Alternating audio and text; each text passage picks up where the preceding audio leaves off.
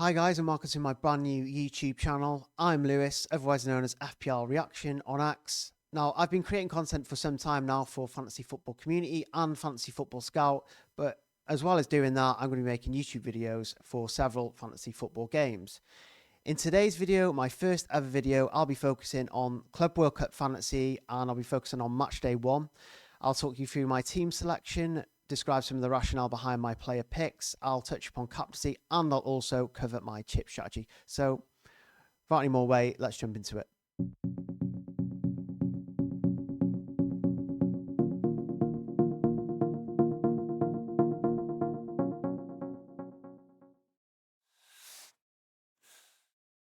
So in between the sticks, I've gone for two really nice cheap budget options. I've gone for Ustari from Inter Miami. Inter Miami are players host actually on the first night, so that's the opening game. Inter Miami and Al Ali. Now I don't mind not having players in that game. I just think I look at the goalkeeper options. I'm not keen on the mid-price picks. I'm not keen even on the premiums because for like 1.5 million cheaper, I can get Ustari, who could potentially keep a clean sheet on the first night, and even if he doesn't, he could rack up save points, and even if he doesn't do that, I still have a backup goalkeeper to come in. So for me, I think Ustari, I think he's like 39-year-old. Inter Miami aren't kind of amazing defensively, but I still think they have a good opportunity to keep a clean sheet in the opening game. And if he doesn't do that, then obviously River Plate's Armani comes in. Sometimes you get gifts from games, and Armani seems to be one of them. River Plate do have a good defence. I think Armani's helped them keep 10 clean sheets in 18 matches so far this season, which is very good. And they come up against Urawa Red Diamonds. Let's call them Red Diamonds for now.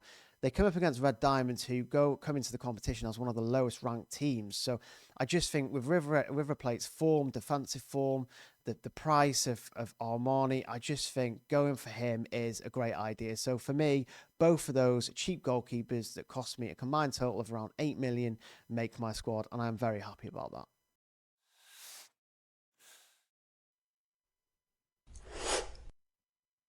So in defence, you can see that I've gone for the double up in the Inter back line. Now, Inter obviously play with the back three. They did under Inzaghi. Shivu, the new coach that's come in, because obviously Inzaghi's moved on to Al Hilal now. He is apparently defensively minded. He used to be a defender. He likes to play with a back three, and all that bode well for Dumfries, right wing back. So and Dumfries was obviously fantastic in the Champions League. He got 5 attacking returns against Barcelona across 2 legs in the latter stages. He also managed 20 plus attacking returns across both Serie A and the Champions League in his most recent season. So for me, he's obviously a lock, and I think obviously that is reflective in his ownership. I think he's like 40% plus owned. So he is one of the best. He is probably the best defensive option going into Matchday 1. To double up on the Inter defence, I've added Pavard as well, who's only 4.8 million. He is the cheapest way into the Inter defence. I think he's one of Inter's best centre backs as well. He also scored in the latter stages of the Champions League. I'm not saying he's going to do that again, but he does meet the requirements in terms of scouting bonus as well. So he does have the potential to pick up an extra 2 points. So for me, Pavard, he's really nice. He's really cheap. There's a lot of really good premium options in this game. So buying someone like Pavard, 4.7 million playing for a top defence, he just feels like a shoe-in. And both Dumfries and Pavard play against Monterrey in the opening round, which does scream clean sheet potential for me. Another player who screens clean sheet potential, both a clean sheet and defensive potential, is Real Madrid. Real Madrid's Trent Alexander-Arnold. Obviously, a very new signing. We're not actually sure if he's going to start, but I just think he's already in training. I think he's training at the time of writing, which is today on Friday, time recording. I've just seen that he is training with the group. So I think that's a really positive sign, isn't it? He's shown that he can be super attacking in the past. He may even get a share of set pieces with obviously Modric kind of out of the pitch now. He could take corners, free kicks. We don't know this. Either way, he is probably going to be super attacking in that Real Madrid lineup. Again, Real Madrid fearless, Trent's fearless. Trent was fearless under Klopp. So again, with a first fixture against Al Hilal, I just think that's a super good opportunity to potentially get goals, assists, and the clean sheet. Another player who's going to keep a clean sheet, I think, is Stanisic. Obviously, Bayern have a couple of good options. Neuer at the back is way too expensive for me. So for that reason, I've gone for Stanisic at 5.2 million. He can play left back, centre back, not much attacking threat. I think he maybe meets the scouting bonus. I'd have to double check. But either way, I think he's a safe option. I think he will play most games for Bayern. And I think he's definitely going to keep a clean sheet against Auckland. So for me, he's a good option. Now, I would also consider Guerrero. He's not very reliable. I do think he'll start, but every time I've bought him, he's either got injured or come off at half time. Maybe on the odd occasion he's got a haul, but he's very unreliable long term, I just think, Guerrero. But again, a very attractive option for upside, for attacking threat. Similar to my final midfielder, Mora, who's a Porto wing-back, double digits for goals and assists in his most recent season. He does play against Palmeiras, which I think is quite a tough fixture. It's definitely Porto's toughest fixture of the group stage. But I just think if Porto can keep it tight, then Mora could potentially keep a clean sheet. And if he doesn't, then he's obviously got attacking threat as well. So currently at the back, I've got the double up in the inter-defence of Dumfries and Pavard. I've also got Trent, who could stay, he could go. I've also got Stanisic again, could stay, could go. And also Mora. Mora is likelier to stay than Stanisic and Trent. So yeah, that's my defence so far.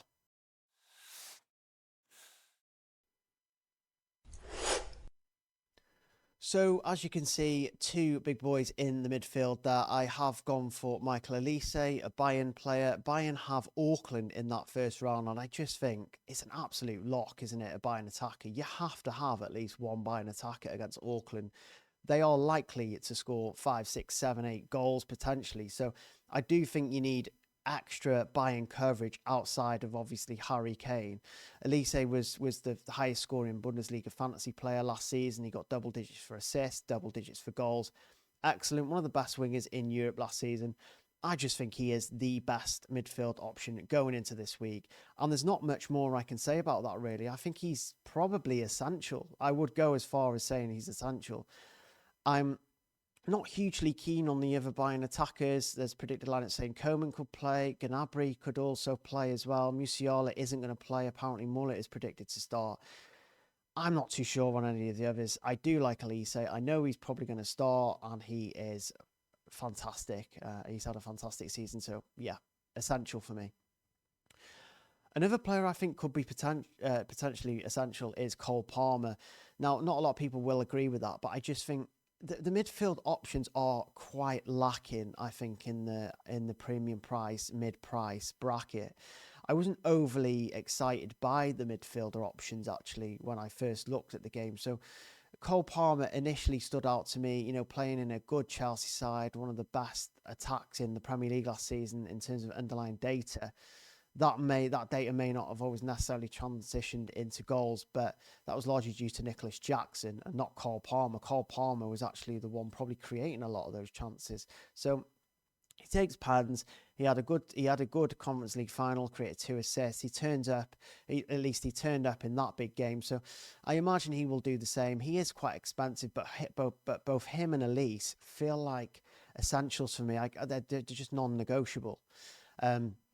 But to facilitate that, I also need cheap options. And I think River Plate's Mastantuono, 17-year-old set-piece taker, penalty taker, now signed for Real Madrid, but he will play for River Plate in the Club World Cup. Real Madrid have allowed that. He is very important to the River Plate attack. He's had a really good season. I think he scored 4 goals and created 4 assists in just 12 league matches. So he is one of their top performers. He is vital to how they attack. They have a really good fixture against Red Diamonds. Red Diamonds, again, are one of the lowest ranked defences going into the competition. So for me, I just think you have to have him at his price. I think he's like 4.3 million, which is an absolute bargain. As you can see, lots of gems in this game. Another one could potentially be Mora. Now, I have 2 Moras. They are 2 different players, by the way. I haven't just duplicated them on this graphic. Mora is a left winger here. I think he's also quite young as well. He's had a really successful season at Porto. Porto do have a quite a tough first fixture against Palmeiras, but I just think at his price, with his form, Porto are a European side. I think they could have the potential to do well against Palmeiras. It could go either way.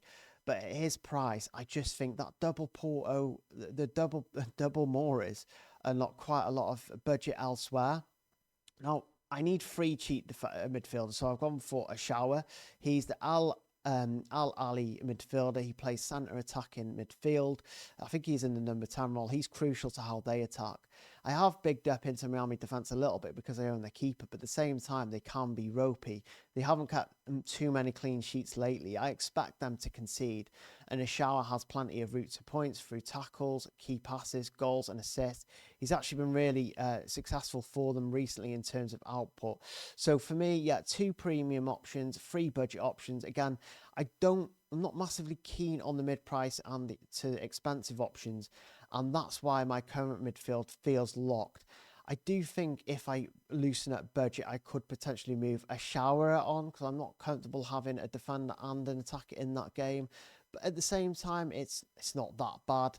He's nice and cheap, and he has multiple routes to points. So that is my midfield so far.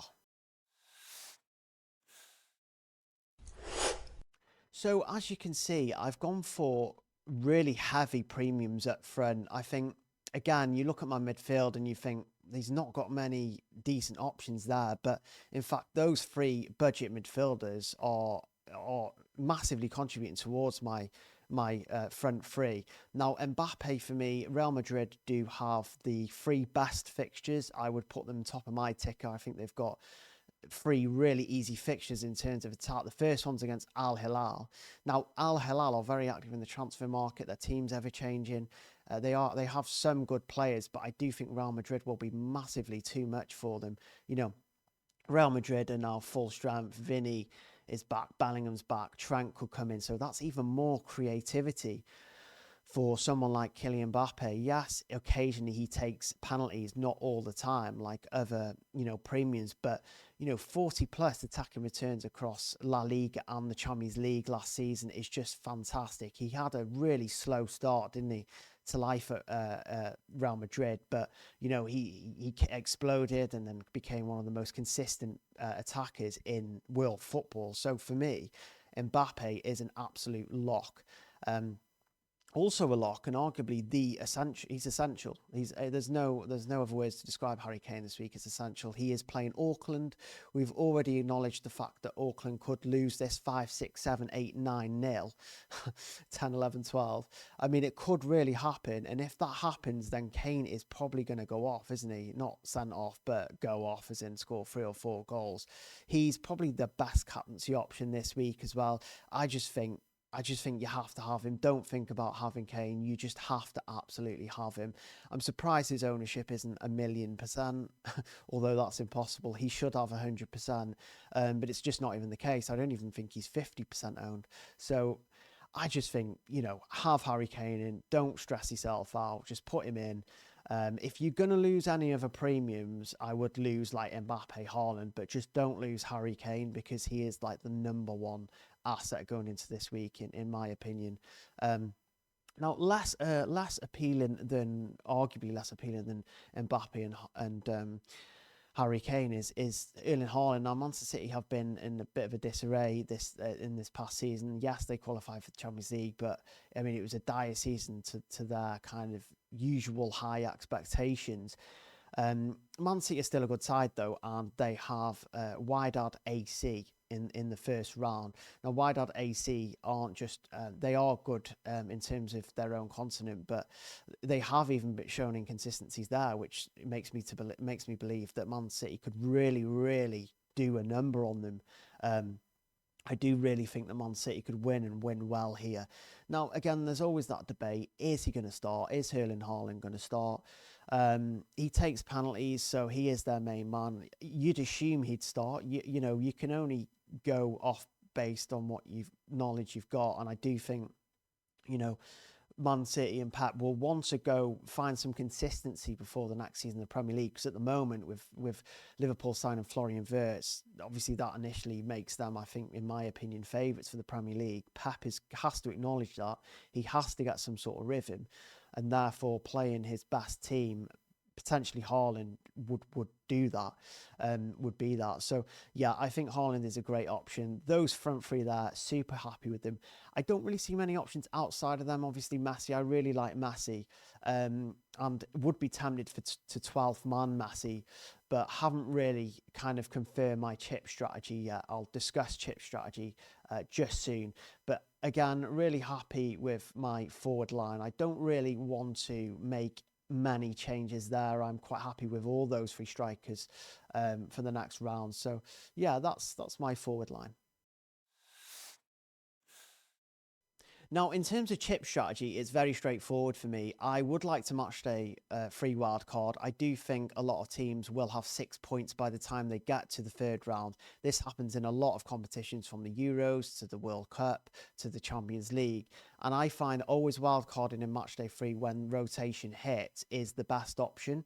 Now, I've seen a lot of people say that hits aren't that bad in this game. And while I do agree with that to a certain point, I also think that when you're taking hits in matchday free, you're still going to be up against people that are wild carding. So you will definitely, that is not around you what kind of will winning, basically. You may find the edge in matchday 2 when you do wildcard, or may not. If you don't, then you're probably in big trouble. So for me, I just think the matchday 3 wildcard is a lot more viable. It's a little bit more, it's a little bit more convincing as well. I'm not ruling matchday 2 wildcard out completely. I'm always very open to chip strategies in general, but I do think matchday 3 is a lot more viable. I don't want a stressful time picking, picking my team in matchday 3 or making transfers. I want to be able to pick players who I think will definitely play based on kind of how many points they've got and what they need kind of to qualify. So for that reason, the wildcard matchday 3 is definitely on. I also think that in terms of the max captaincy chip and the 12th man, whilst 12th man is tempting on Messi in the first round, I just think 12th man is much more beneficial in matchday 2 for me. So basically, Matt's captain, we don't yet know the captaincy rules in Club World Cup Fantasy, which is slightly concerning because obviously the wording on the FIFA website isn't fantastic, but also max captain could help us kind of get past that. Instead of stressing about captaincy, you could just hit the max captaincy chip, activate it, and just chill out for the rest of the week. You don't have to make changes in between games. Yes, you'll have to make manual substitutions, but you won't have to change captaincy, which is absolutely massive. You also don't have to. You also, by matchday 2, you'll know if what the captaincy rule is. I also think it's a good idea because now people are going to probably captain Kane in on day 2 in the opening day when Bayern face Auckland, but Elise could well outscore him. So anything can happen. I think Max captain in match day 1 is a fantastic idea. I do like 12th man in match day 1 as well, but I prefer it in 2 when Pavlidis plays Auckland. I think Pavlidis is going to be essential in matchday 2, and not having him is a big concern. I also don't want to book in a transfer. So for me, having Pavlidis as 12th man in matchday 2, it really does kind of give me less of a headache.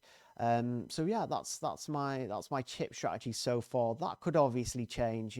It's not fixed. Again, I mentioned before that I'm quite open in terms of chip strategy, but I think this is the way that I'm going to go. So guys, that was my first ever fantasy football video on YouTube. I do hope you enjoyed it. If you didn't, I'm sorry, they will get better. If you did enjoy it, then like and subscribe as it says up there. You can also follow me on X at FPL Reaction. And thanks for watching. I'll see you again soon.